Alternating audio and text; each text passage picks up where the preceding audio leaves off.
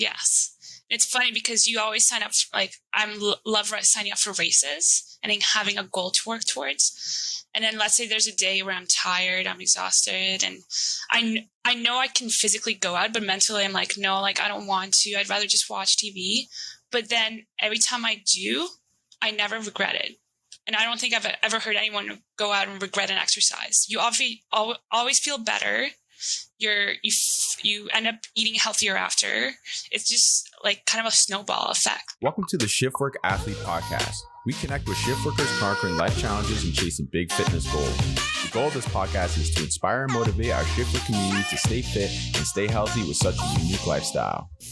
All right, ladies and gentlemen, welcome back to the Shiftwork Athlete Podcast. My name is Spencer Barlow, and today we have a up-and-coming nurse, or is a nurse, that is focusing on her health, her fitness, has a family, and is trying to, I think, potentially get into triathlons, but we're going to dig into that more as we get into our conversation. So, Stefi, thank you so much for joining me today. Welcome to the Shiftwork Athlete Podcast. Can you please introduce yourself? Hi, so I'm Stefi, or some people call me Stefania. I'm 29 years old, so I'm a registered practical nurse. I've been for 5 years. I have experience in long-term care, family medicine, and I'm currently working in the operating room at the General Hospital. But I did go back to school a year ago, so I am upgrading my college diploma into a nursing degree. So I'm in this transition zone. I am still working part-time. And for fitness, I am on my Mohawk College's cross-country team.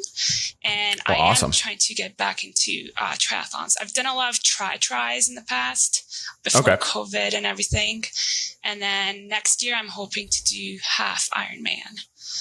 So amazing. Yeah. And then I have a 3-year-old daughter, so I have a busy family life as well. Amazing. And what's your 3-year-old daughter's name? Her name is Annabella. Annabella. Oh, I love that name. Beautiful. Awesome. And, you know, from the sounds of it, you have a full plate, right? With school, training, future goals, your 3-year-old daughter. Like that's fun. So every day, I'm sure when you wake up you have a full day, right? Yes. And yeah, I would love to get into a bit about that as well, Stefi. So yeah, I kind of remember us crossing paths. I mean, when you're at F45, there's a lot going on. Was I still a coach at the time when we met? Yes, you are. Yeah. Okay. So, I apologize that I don't exactly remember the day that we met. I thought we just kind of mutually met through Aaron and just like through Instagram and stuff like that. Did you have a good time in my class? Oh yeah, for sure. I wasn't there like very long. I think I was only there for a couple months. Okay. So don't worry. I wasn't there for very long. That's why I probably don't remember me. Okay. So I'm assuming you stopped going F45 just because of the pandemic and everything that was kind of going on at the time. Yeah. Okay. Yeah. You know, it's taken such a big hit on a lot of people that were at F45, and it sucks. And it's kind of another reason for even myself to not be coaching, because I was afraid, you know, when that kind of popped up, and I didn't want to be associating myself with people at the gym and then going to my full-time job, because, you know, if I were to get sick and stuff, it's just like a disaster would have come my way if I were to have continue to coach. So hopefully, while things keep opening back up, we could cross paths again with the triathlon stuff too, right? So you had mentioned that you've done some tries. Let's talk a little bit about that. Why did you start with a try first instead of going into like a sprint? So I started like about 10 years ago. I was doing it with friends, and it was such an easy thing to sign up for. Like, it's not a full triathlon. It's something small. You can see if you like it or not. So, I really enjoyed it. And then I kept getting better. So I was scared to jump into like a bigger triathlon. But now since COVID, I've built my running. So that's all I was doing during COVID, right? Like, everything's closed. So I just ran a lot. I ran marathons around the bays. So now I feel like I'm at a good fitness level to train for an Ironman. Good for you. That's awesome. Yeah. And I find like, a lot of people, it's either one or the other. It's the swim that they're worried about or the run that they're worried about. But nobody really it's like, okay, I'm going to sit on a bike and ride and however long it takes me to finish it. So be it. Right. But some people are like, oh, like I can't run. And, like it's just one of those things that you just got to keep putting one foot in front of the other. And eventually you're going to be just, crossing that finish line. So we'll dig more into the fitness stuff, but let's bring it back. So, you've been, sorry, what is the title of your job again currently? I'm an RPN, so registered practical nurse. Okay. Registered practical nurse. So, I'm assuming once you got into, your profession, you had to do placement, and in your placement, were you doing shift work as well? Yes. Yeah. Yeah. So, okay. Sorry. Go ahead. 12-hour shifts. Okay. So you're doing 12s. Yeah. And that's a lot to take on. So when you were, first getting into tries and running and being, a shift worker, did you find that your, training was a little bit kind of taking, a lag? Like it was kind of slowing down because you're trying to figure out like your balance and how you're going to focus on your performance. Can you share a little bit about that with me? Yeah, for sure. So it is hard because you're exhausted after your shift and you don't feel like doing anything. So what I try to do, and obviously sometimes you can't, is try to do the training before your shift. So whether that's waking up early and getting out for a run, or if sometimes I would leave it for after if I couldn't do that, but I know we've talked about this before, but I would always prioritize sleep over, like, let's say I come home and I'm exhausted. I'm not going to go out for a run and then injure myself. I'd rather just wait and do it the next day when I'm off. Mm-hmm. So how did you learn that? I learned that the hard way. You would go out for a run after your 12-hour shift and I feel like I'm walking and I'm barely putting any good effort in, then it's not worth it, right? Mm. Yeah. Did you find that when you did do your exercises after your 12-hour shift that you had challenges potentially sleeping, like even just getting to sleep, staying asleep? What were some of those effects? I had trouble sleeping during the day. Okay. Because your body's not used to sleeping, right? So that was definitely hard. What I would try to do is try to have a nap after my shift, and then I would just wake up automatically during the day, and then I would try to have a nap before I actually went into work too. Interesting. And how long were your naps? I tried to just see how long I could sleep. I didn't put an alarm on, but they would probably be around 5-6 hours after my shift, and then I would try to squeeze in a couple hours before my shift started. Awesome. Too. Mm-hmm. Interesting. So you'd have this 5 to 6 hour long nap, and then you would work out and then try to nap again. Yes. Is kind of how the routine worked. Okay. So now is that your routine currently? No. So right now I work in the OR, which it's kind of nicer because it's only 8-hour shifts. But then you do call at night. So the call is the tricky part with my training currently, is because you're working. So let's say you do 11:30 to 7:30, and then you're on call all night.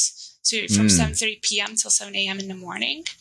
Wow. So when you're on call, that means if there's an emergency, you're staying there until they're done, because you're the only nurse scrubbed. So that could just be a couple extra hours, or it could be 5 extra hours on top of your shift, or it could be all night you're there. Wow. So what does a schedule look like for you exactly, being, working your regular day shift and then being on call? Now, is this something that's all the time, or does it come in blocks? It comes in blocks. So let's say you're working Monday to Friday, usually, because we do weekends every, I would say once every 6 weeks. But you're working Monday to Friday. And then some weeks you have 7 to 3, no call. And then every other week you work 11:30 to 7:30. And then you're on call Monday, Wednesday, Friday. So wow. So it makes it really hard to plan anything out, right? You're I'm going to wake up nice and early, get a nice training session in. And I'm assuming that calls are frequently, because the hospital is a very busy place. yeah, they're frequently. And then if people call in sick, let's say, and they're supposed to be on call, you might be told the day of, sorry, like you need to be on call. There's no one else. Wow. So those days are hard because if I don't get my training in the morning, then if I'm on call and then I'm stuck there all night, then there's no training that day. I don't have a choice.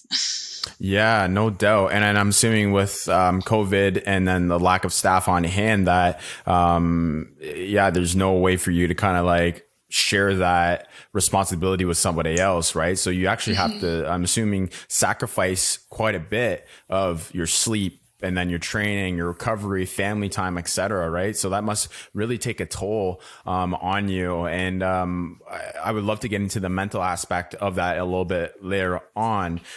So let's just kind of keep it on the topic right now, just on fitness. And so, okay, you're gonna have to sacrifice fitness. What keeps you driven to continue to try to progress with your performance when it comes down to your running? And I'm assuming you're not just running, right? Are you doing strength training and all that other stuff as well? Yes. So I run 5 days a week. I do strength training twice a week. And then I'm aiming for like 5 hours a week of swim/bike. Wow, mix. Good for you. Wow, that's what's up. That's really good. Yeah, that's awesome. I mean, especially with those challenging with such a challenging schedule, right? Now, do you have a coach or a program that you're following that gives you the what's it called? Like consistency, like the ability to know that you are moving forward without putting yourself in a position that you're going to overtrain or cause more fatigue? So currently because I'm part of my school's cross-country team. So I have a coach and we have a personalized plan for me and he tells me what to do every week and he knows my schedule. And if I can't, let's say one day I can't get my bike in, then okay, let's see if I can put it into another day before my run or after my run. Okay. So was there a lot of trial and error at the very beginning of him creating your program, or has he worked with shift workers before? So he is used to coaching students who have school schedules, work schedules. So he does have that experience, and then we just work around my schedule. And let's say 1 week it didn't work out, then we reanalyze for the following week, and then we kind of trial and error every week as we go. Wow, that's amazing, Stefi, that you saw the opportunity at school to invest into having a coach and then also being on the team, and that it's actually been really working for you. Now, let's say you didn't have school and you didn't have a coach. Do you think you'd be still gaining the same results? Earlier this year, I didn't. So I kind of just followed my own plan. So it is more motivating to have a coach and be on a team because you're accountable for other people, right? But when you're on your own and you're just doing it for your own self, it's kind of a mental and break from the busy life, right? So it's nice to have that and you're accountable for yourself. I go out for my runs because it was in the middle of COVID and I was at home, I had school and I had nothing else going on. So it was a nice break from life. So that's what I try to keep myself accountable for. That's awesome. And yeah, like training in general has a very therapeutic attribute to it, right? Like, a lot of people work out just for general health, and there's some people that are,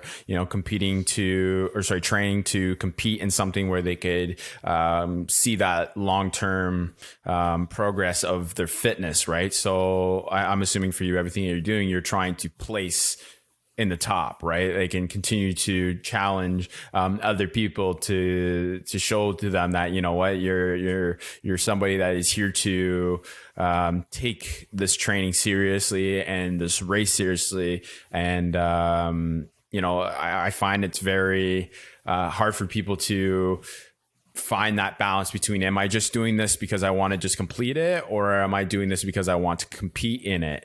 Am I right? Yes.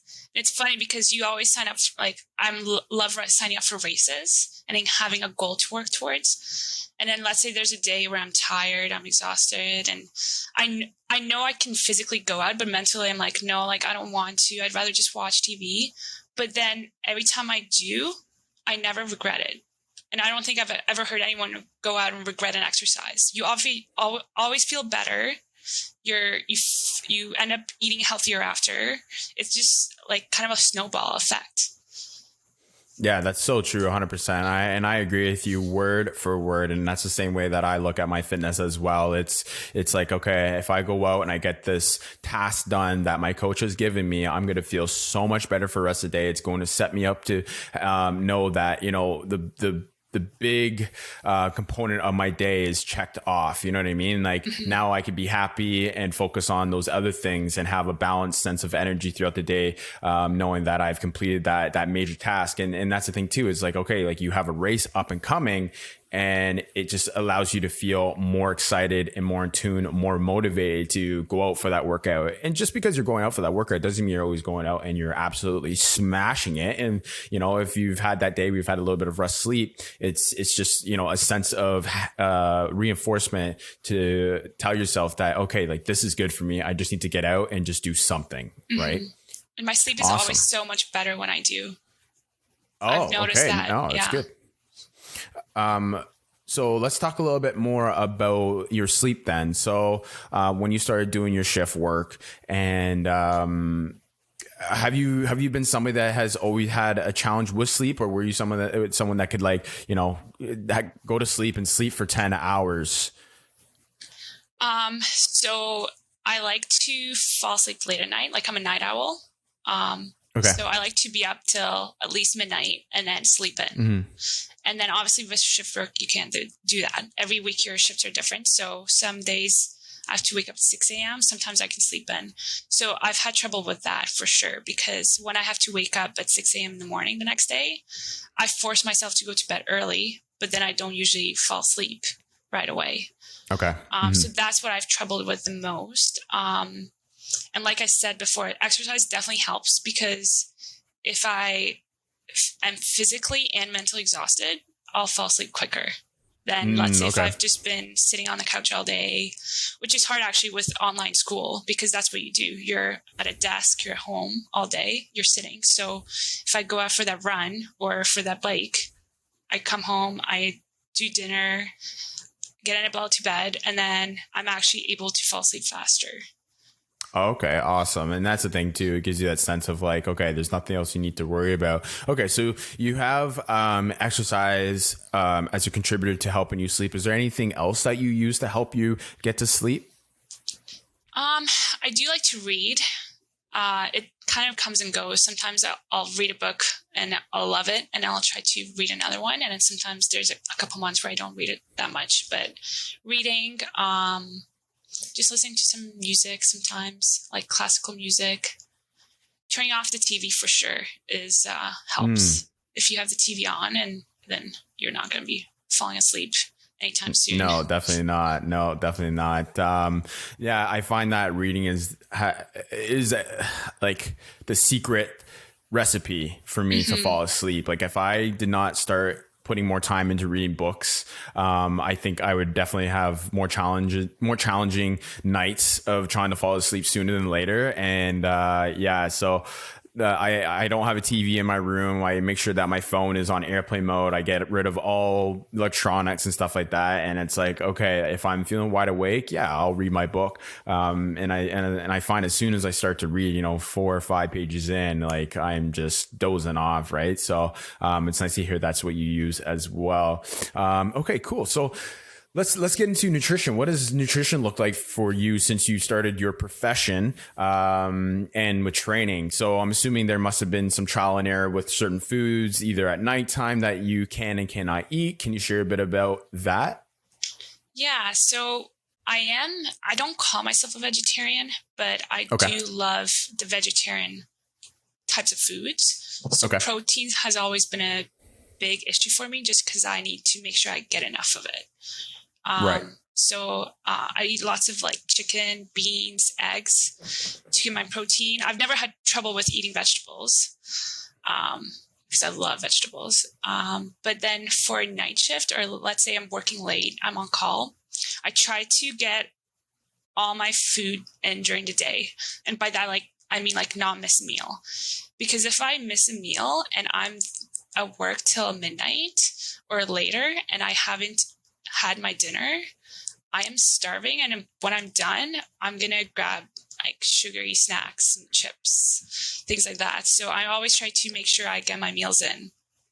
Because then at nighttime, I try not to eat. Because that will actually, talking about sleep, that will keep me up, right? Like I eat something sugary, then I can't fall asleep. So that's a big thing for me, is making sure, especially if I'm at work, I get my meals in, and then I know I got nutritious food and I'm full. Like I don't need to have a meal when I get off work at midnight or 1 a.m. Right. Okay. So when you do go in for an like an overtime call, how long do they usually last? 5 hours, or can they be like almost up to 12 hours? They can be up to 12 hours. Okay. Yeah. And so when you're at work, you have nothing to eat. You just fast for that night? So my shift is 11:30 to 7:30. So it's a day, like it's during the day. Yeah, your day shift. Yeah. Yep. And then the call is added on to that. It's always added on. So okay. So you're already at work. Yes. Okay. I see. Yeah. I see. So like when 7:30 rolls around, like when you would have dinner, right? So you've had your 3 meals or 4 meals throughout the day. So nighttime rolls around, you just go into a state of fasting right away after your last meal before 8 o'clock, I'm assuming, right? Yes. So that has been working for you. You don't feel like tired or like any hunger or cravings? If I'm awake, if let's say I have to stay there because there's an emergency, I will definitely feel hungry. But it's a different type of hunger. It's like I'm just because I'm awake. I'm not actually hungry. It's just like I want to eat just because I'm awake. I don't know if that makes sense. Okay. So that makes sense. If I feel like, okay, I actually should eat something, I'll have just like a healthy light snack, like vegetables with hummus or an apple, But if I've had my dinner, then I'm not usually hungry. Okay. No, that's smart. That's good. And I'm assuming that you do prep your food beforehand, or do you just kind of buy stuff that's there? So I try to prep. Okay. But there's times where I'll have the cafeteria food, which I've learned to know what's nutritious and what's not over the years, for sure. But yeah, I do try to. If I do bring my food, I'll bring like vegetables and chicken. And then I'll have like yogurt as a snack or fruits or something like that. Awesome. Now with your coach, does he also provide you some nutrition support as well? Or is this something that you've just kind of learned over the years, what works best for your body? Yeah, it's just something I've learned over the years.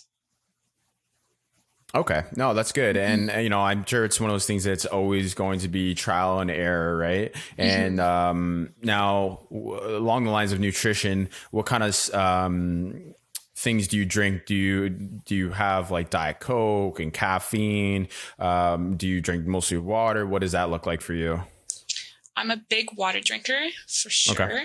I drink 1 cup of coffee a day in the morning. That's about it. And I think, once in a while I'll drink a Diet Coke. Yeah, but I don't usually drink a lot of pop at all. Okay. So I'm assuming that you also stay clear of coffee at nighttime, right? Or do you go like, I'm getting called in for this OT. I got to get some energy.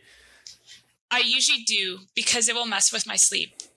Yeah, because I want to be able to go home and then actually fall asleep. So I do try to stay clear on the caffeine. Yeah. Awesome. Now, did you have caffeine and stuff like that at the very beginning, or did you just say like, you know what, just logically this makes sense not to have caffeine at nighttime? Oh no, I definitely trial and errored, and I have had caffeine at like midnight, and then I go home and I just can't fall asleep, and I'm like, okay, never doing that again. Yeah. Nice. Yeah. I'm the same way too. Like there's a period of time that I actually cut out coffee, for like 2-3 months, and I saw a significant difference in the quality of my sleep and just self-control too. Right. Cause like at the end of the day, like I feel like if you are a chronic caffeine drinker, coffee drinker in general, that you're not even thinking about it being an energy boost at that time. It's just like, it's like a treat, you know what I mean? So it's so easy, like, you know what? I love coffee. I'm just going to drink it. And it's, 3 a.m. in the morning and whatever. When I It's get home, almost I'll like a deal with it then. placebo, you know? Like Yeah. it's my coworkers say that all the time. It's like, oh, we're here at 3 a.m. Okay, I'm gonna go grab that coffee, just because they're like, oh, okay, like I need to stay awake. But I feel like it is almost a placebo effect. Like, Absolutely. Yeah, I agree with you. I agree with you. But you know what? It does take its toll. Like looking at some of the research and stuff like that. And like, it's got a shelf life of 8 to 12 hours. And so, that's a duration of your whole shift. Yeah. Right. So I'm assuming once you get home, you're going right to bed. So it's still in your system affecting you too. Right. But yeah, there's people that say, I could sleep right away once I get home, but it's like, is the quality of your sleep good? You may be able to sleep, but is the quality of your sleep actually good? You know what I mean? So my problem is, oh, sorry. No, go ahead. I was going to say my problem is, so let's say I get home at 3 a.m. and I've had coffee. Well, I'm still technically on call till 7 a.m. in the morning. So I have the chance of getting called back in. So I go home at 3 a.m. and I go right to bed. So I can get that couple hours of sleep just in case I get woken up and I have to go back in to the hospital. That must be frustrating. Does that happen often? It comes in waves. Sometimes like there'll be a week where you get called back in every single time you're on call. And then sometimes you don't. It's just a hit or miss. I've gotten called. I've stayed late till 11 p.m. and then went home and then got called back at 2 a.m. and had to be there all night.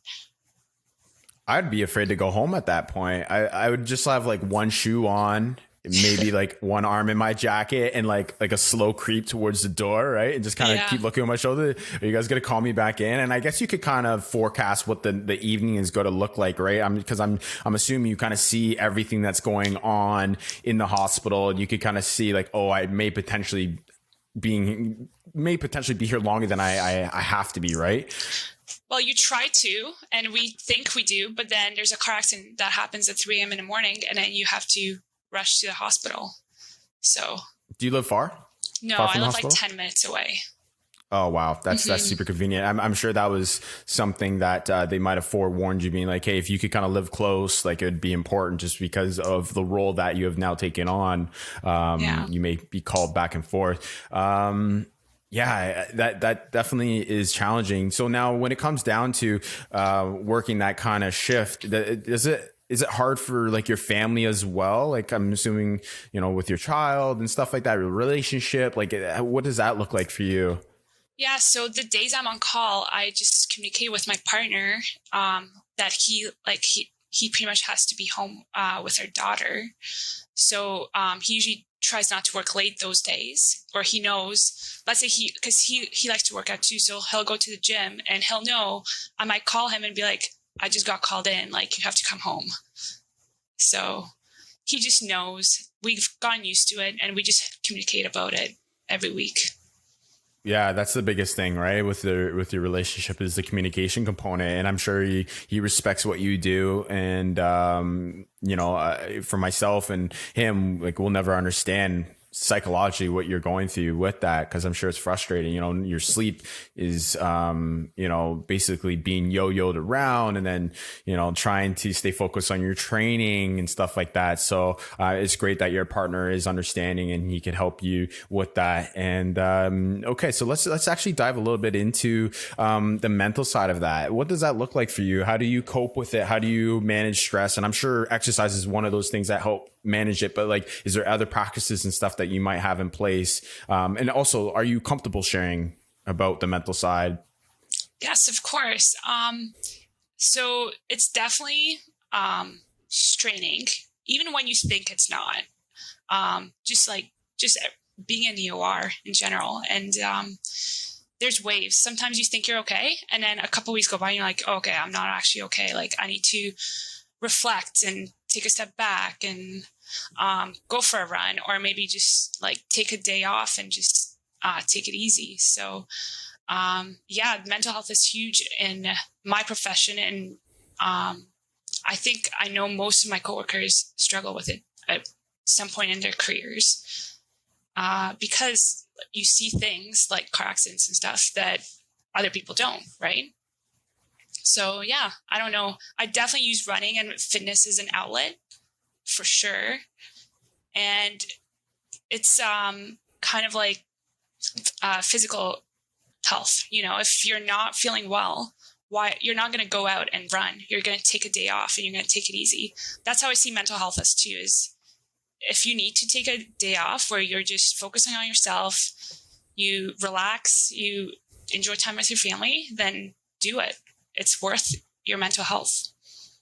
100%. I agree with you. And, you know, did you know that fitness was going to be a contributor to your mental health? I think I kind of learned along the way. Sometimes when I feel really stressed, I'll go for a run, and I don't even focus on anything. I just kind of let it all out. And it's so funny because there's been times where I've went out and I've run my best 1K because I've just been so frustrated that I just run and I don't care. And then I'm like, oh my gosh, I actually ran really fast. And that's awesome. Come back and I just feel relieved. That's awesome. That's good. And, you know, it's very motivating for a lot of people too, that, you know, running is such an easy thing you could do. There's no gym membership that comes along with it. You buy any pair of shoes, you could run barefoot. It's just, you know, finding something that allows you to kind of turn the brain off. And it could be as easy as walking, right? That will still give you that sense of relief and de-stress, right? And, you know, I find that running is actually coming back in force now as a very empowering way of living your life. Like, everybody should be running. Like, our bodies are made to do this for a reason, right? And it's great that is something that you've found that's so easy to use for you on a competitive side, but also on a way of de-stressing and just kind of slowing down the world. You know what I mean? Do you have any? No, that's right. It could be a walk. You know, sometimes I'll just take my dog for a walk, and it makes a difference for sure. Yeah, absolutely. It's so healthy for you. And even just walking, like the research in walking is so powering as well. They're like, oh, like a lot of people are like, oh, I'm not fit, I can't run. But it's like, okay, it doesn't mean you just keep sitting around and do nothing. Like, going out for a half an hour walk can be just as exhausting going for a 10-minute run, right? It's just getting, you know, on your feet and moving is where you're going to see the benefit. Move more, sit around less, right? So let's talk a little bit about how you bounce back from a night shift. So I know you said you get long naps and stuff like that. So how do you bounce back from a night shift when you're not going back into work? So I'll try to sleep in as much as I can, but it usually doesn't, like, I'll probably wake up around lunchtime. Just because my body's like, why are you sleeping right now? So, and then I'll just try to, if I feel up to it, I will try to get a workout in. If not, then I'll just try to go about my day, but I'll take it pretty easy. I won't do anything crazy. And then I'll probably go to bed early that night. Do you find you have a challenge falling asleep early the night, coming off a night show? Usually not, because I'm sleep deprived. Right. Yeah. So it's usually the day that just feels sluggish, kind of. Okay. So it's like mental fog and stuff like that. For sure. Have you found a way to conquer the mental fog? Not really. I do try to. Those are the days where it's really easy to eat junk, and that just makes it worse. So I definitely find if I eat normal, good food, it helps.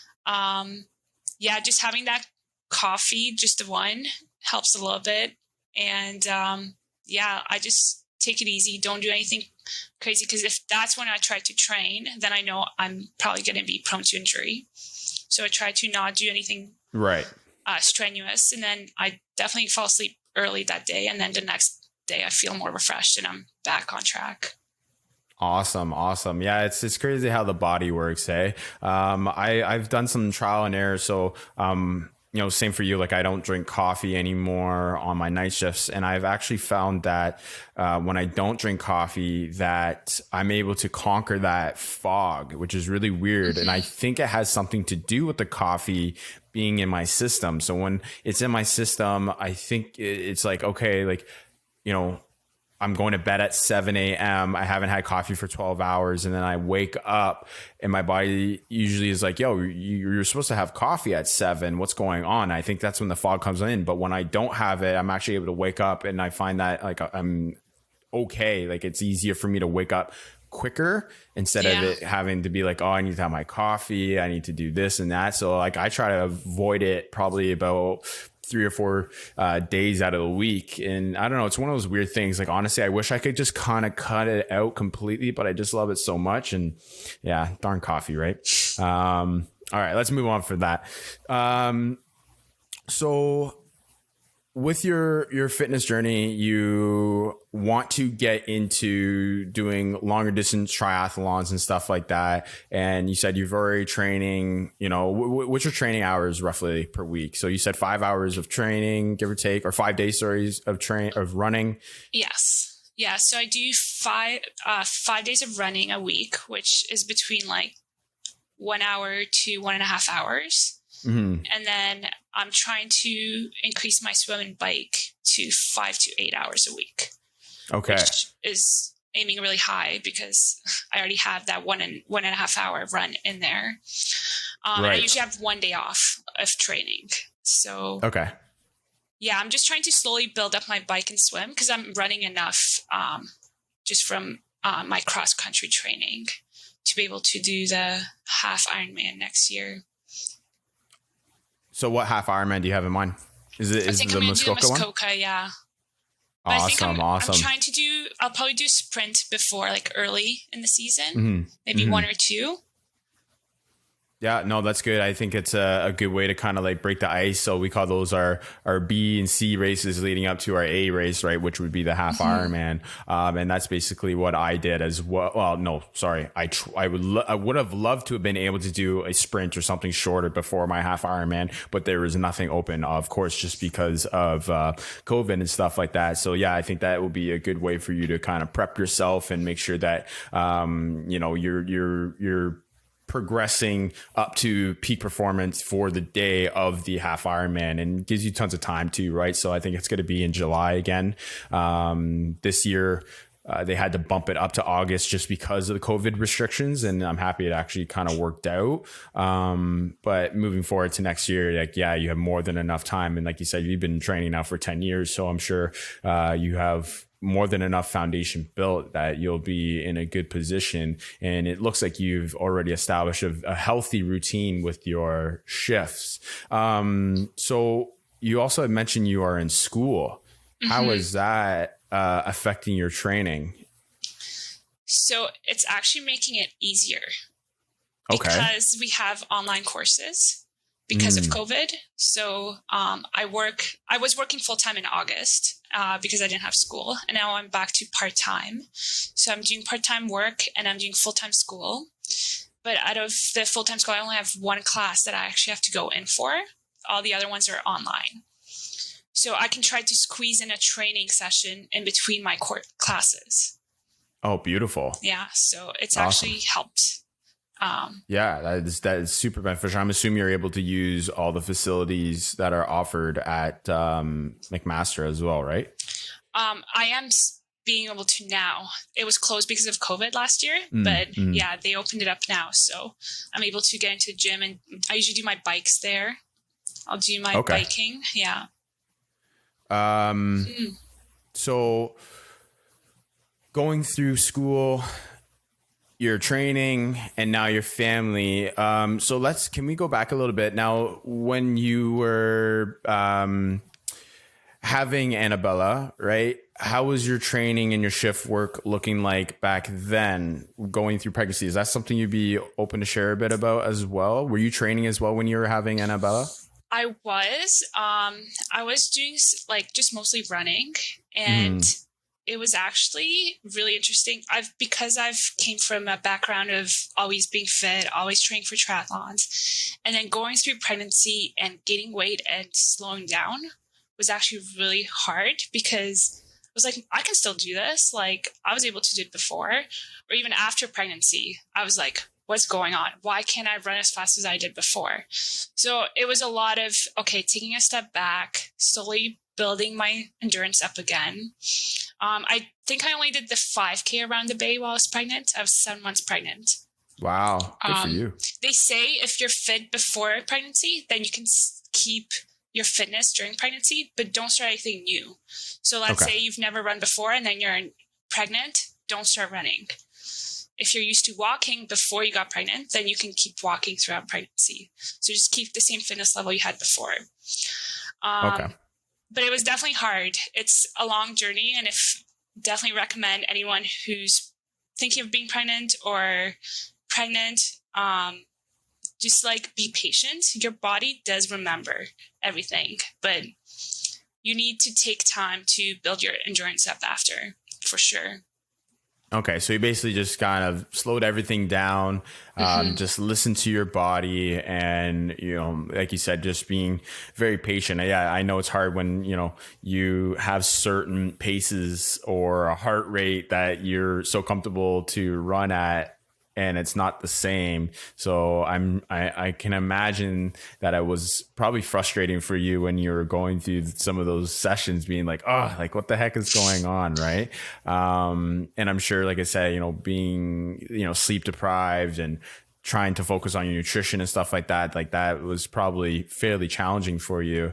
And you're tired all the time. When you're pregnant, your body's exhausted because it's creating life, right? So you're trying to get your exercise in, but all you want to do is sleep.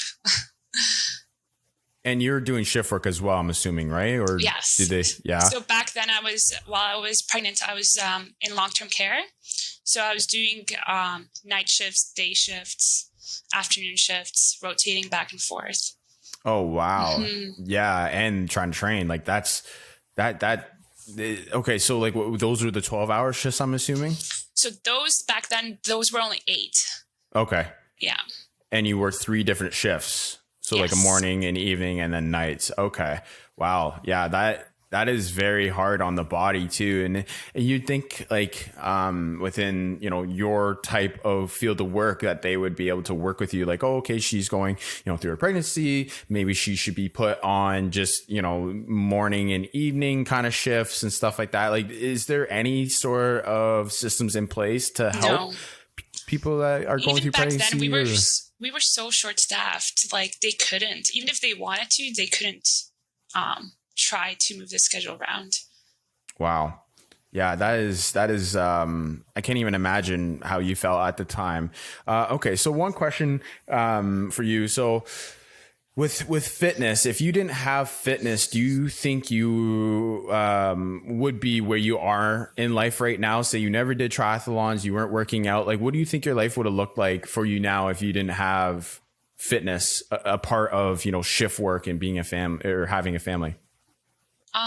Definitely I would not be where I am right now. 100% not. Fitness just gives you so much energy, confidence, happiness. Like you get those endorphins. It's definitely life-changing. Yeah, absolutely. And that's great that, you know, you realize that. And that's a challenging thing for a lot of people, I find, is trying to open up the door to just bring on fitness. And that's another reason why, you know, talking to people like you, Stefi, that, you know, make fitness a priority and, you know, make them come to realize that, you know, if I just start doing something small, it'll lead up to something big, and that you're going to reap so much from it, right? Like a lot of my coworkers that I work with, they'll bring up fitness here and there, but it's like one of those conversations that nobody wants to talk about, just because it's something that, I think personally makes them feel uncomfortable. And I feel like the more that shift workers start to talk about it, I think that energy, that positivity, and the endorphins of just doing something small when it comes down to your fitness is going to really start to motivate those people that kind of look at people like you and I that do exercise and run and not think that we're crazy, and that, we're not just working out for like our ego. We're working out because we are trying to, increase the longevity of our life and avoid injury and feel more energetic and happy when we're at work and helping others, right? Because when you're feeling good, everybody else hopefully will also feel those good vibes that you are feeling. And that's just going to allow your day to be just a little less stressful, right? Mm-hmm. Oh, for sure. And it's hard because, especially since becoming a mom, it's hard because in the beginning I didn't want to prioritize my health and my fitness because I'm supposed to take care of my baby. That's what that's supposed to be my priority. But I noticed if I didn't, then I would be unhappy. I would be unhealthy. Right. And then I would not be a good role model for Annabella. So it's important. Now I put even more priority over it, because if I get my fitness and my health in check, then that's just giving her a positive outlook. Like, oh, like mommy's going out, she's going for a run, she's happy. And then now she like talks about running all the time too. Right. Oh, so no it's way. just like, it's just like I said before, it's a snowball effect. Right. So it's great. Do you have one of those strollers? Do you bring it out on your runs? I don't, just because I'm prone to, like, I like to trip all the time. So okay. But we go on walks together, and if I'm not going to push it on her, obviously, but if she's interested, then I would love to put her in braces when she's a little bit older and she's ready. But she got new running shoes, and she was like, oh, I'm just like mommy, I'm going for a run. That's awesome. Yeah. And that's the nicest thing too, right? Is that you are that role model for your loved ones, right? Mm-hmm. And the fact that she really looks up to you, wants to do running and stuff like that when you allow her. I'm sure babies still need to grow up and stuff like that, and they can run. I don't know what age it is that you get them in the sports or whatever, but yeah, like, no, that's awesome that she sees that from you. And it'll be really cool when she gets older to have her in races and mother and daughter trail running nights. You know what I mean? Yeah. It's just like those things are super exciting things to look forward to, right? Okay, that's awesome. So if you have some advice for our listeners when it comes down to shift work, working out, and nutrition, could you spitball me some advice that they could really use? Like, I know you've kind of given everything a broad perspective, but like, share some advice. Well, I definitely don't want to say I'm a pro or an expert, because I definitely don't think I am. But I feel like just take it day by day and definitely listen to your body. And there's a difference between just your brain saying, oh, like, I'm tired, I don't want to do anything after work. Or physically you're like, okay, I'm exhausted, like I'm going to injure myself. So know the difference between the two. Is it just my brain telling me like, oh, I just want to take it easy and not do anything just because I'm trying to be lazy? Or am I physically so exhausted that I shouldn't work out? Because there's a difference. And that's what I've learned over the years is, should I just go home and take it easy because that's going to be the best for my health? Or no, I actually have to push myself. I do have energy to go out and do a workout and feel great after. So definitely listen to your body. Try to keep nutrition on point as much as you can, but a cheat day here and there is not the end of the world. That's right. Right. So, and if you allow yourself for those cheat meals once in a while, and you say, okay, tomorrow I'll be back on track, then don't make it such a big deal that you ruined the whole week. That's right. And definitely prioritizing sleep 100%, especially like with shift work and family and everything.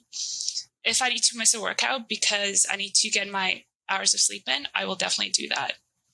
Yeah, no, that's so smart. 100%. And that is honestly great advice. And yeah, like it's not like you don't have to be a professional, like you have to find that balance, and that's the most important thing, right? And if you see that you're having a positive experience with something, keep doing that thing. If you feel good from the food that you're eating, keep doing that thing. Right. So no, that's so important. All right. So a couple more questions. What is something you wish you could have told yourself when you first started shift work?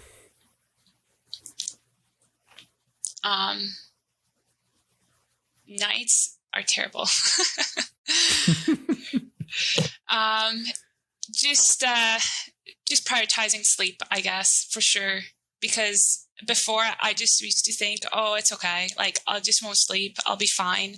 And then you get so tired and then you just wish you have slept. So, yeah, definitely having enough sleep.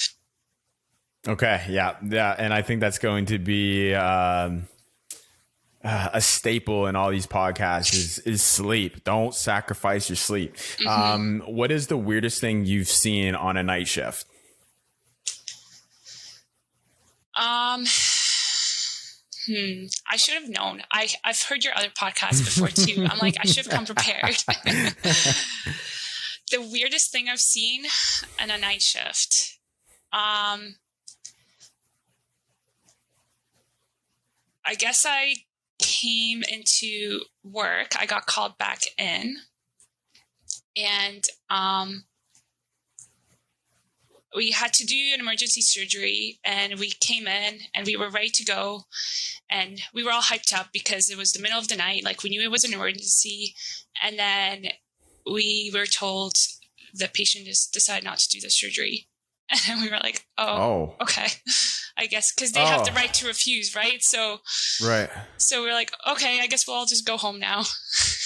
Oh, that's brutal. Yeah. That sucks. And like, even though it's an emergency surgery, they could refuse that? Yeah, unfortunately. Well, it's their own choice. And they usually during emergencies, it's either you can decide to just keep going, but like you don't have good odds, or do the surgery and then you can still die in surgery because it's emergency. So they just decided, I'm not going to do it. I'm just going to take my chances, go home. Wow.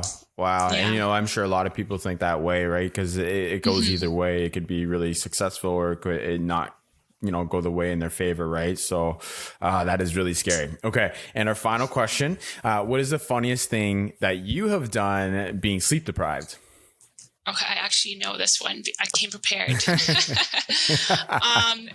I was super sleep deprived. I think it was like 5 a.m. in the morning. We had like 3 surgeries like in the middle of the night after my normal shift. And I work mainly in like cardiac surgery, and I was supposed to hand off a specimen, and I dropped it on the floor. So I dropped a piece of organ on the floor that I was supposed to hand off. Oh no. And I was terrified. I was like, oh my gosh, like, what did I just do? And then it turned out they didn't actually need the specimen. So I was fine. Like, everything was good. Like, they didn't like need to send it off for a lab or anything, but I thought that's what they needed to do. And I just ruined the specimen for them. So it turned out okay. I got lucky because everything was good. But in the moment I was like, oh no, I just messed it up.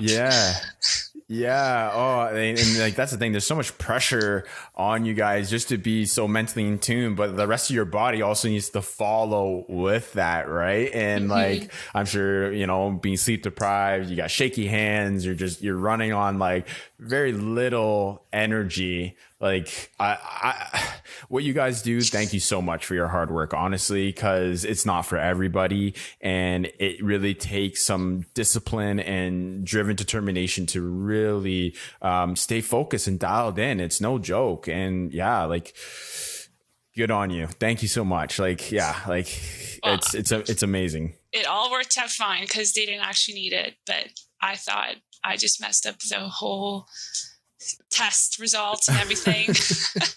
Well, I'm happy that you're clear. You didn't get in trouble and it wasn't that important. Okay, Stefi. So thank you so much for joining me today. Where can people find you? I'm on Instagram. I don't even know. I think it's at Stefi _ Angelica on Instagram. Yeah. Awesome. Well, I'm probably going to be posting more cross-country stuff. Awesome. Well, we look forward to seeing your journey with fitness, and I am wishing you nothing but the best of luck with schooling and the progress. And, I'm always here if you have any questions when it comes down to triathlon or running in general. I'm excited to watch you progress and get to the half Ironman next year. And I don't know what's going on for Aaron and I at the moment, if we're going to be doing Muskoka again or if we're going to be traveling out somewhere else. But I'm sure there's going to be lots of opportunities where we could all meet up for an open water swim or something like that. And, really support each other as shift workers, because, it's hard, I find, working shifts and being a part of a club or, following a program, because, the days that you have to come off a shift, there's unfortunately what seems to happen is that's when everybody's getting together, in the club or whatever. Right. So, hopefully we could help each other out at that point when we start training for triathlon again. And well, thank you for doing these podcasts. They're so much fun to listen to, and they're motivational for other shift workers. 100%. Awesome. That makes me feel so good to hear that, honestly. And as I keep doing these podcasts, they're going to get better and better and better. And, I'm totally open to, other ideas as well. So, for the listeners and yourself, if you guys have any other, ideas or things that you want to hear on the podcast, please, share that information with me, and, I'll make sure that I do my best to provide that and get that information out there. So, we could all continue to be at our top performance when it comes down to our training, whether we're just going out there to complete something or if we're going out there to compete in something, right? So once again, Stefi, thank you so much for joining me, taking time out of your busy schedule to sit down and have this conversation. And I hope you have yourself a fantastic week. Yeah, thanks so much. You're welcome. All right, we'll talk to you soon.